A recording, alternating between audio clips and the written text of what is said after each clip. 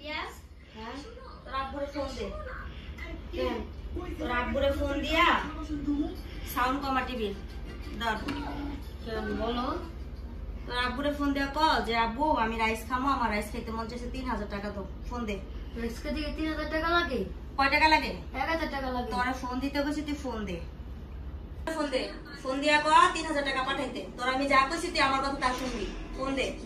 Hello আব্বু, আমি rice খাবো, 3000 টাকা পাঠাও। পাঠাও আব্বু, আমার খাইতে মন চাইছে। নাই? আচ্ছা, আব্বু কাছে নাই। নাই মানে ফোন দে। তুই ভালো করে কইছো, তুই কবি আমার মন চাইছে খাইতে, তুমি এখনই পাঠাও। আব্বু মানা করছে না? তোর আব্বু মানা করছে মানে তুই আবার ফোন দে। কইছি না আমরা কালকে ঘুরতে যাবো। আমার কথা হলো না তুমি? হ্যাঁ আমার কথা হলো না? আব্বু নাই, আব্বু নাই, আব্বু নাই কইছে পরে তুমি কাটটা দিছো। ফোন দে, ফোন দে আবার। ফোন দে, ফোন না দিয়ে তুই কানে দিছিস কেন? হ্যালো আব্বু, 3000 টাকা মন চাইছে অনেক।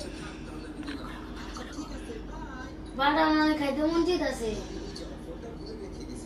পাঠাইতেছো? আচ্ছা পাঠাও। আচ্ছা ঠিক আছে, আমি যা কমু তাই শুনবি। এরকম করে করে আমার টাকা নিয়ে দিবি, বুঝছস? পরে আমরা ঘুরতে যাবো। কি কইছে বুঝছস? এরকম করে আমার টাকা নিয়ে দিবি। বাপের কথা শুনে খালি, হ্যাঁ? আর কিছু খাইতে মন চাইলে আম্মু আমার এটা খাইতে মন চাইছে, আম্মু আমার এইসব কার কারণে? হ্যাঁ বাপের লেগে দরদ উঠলে করে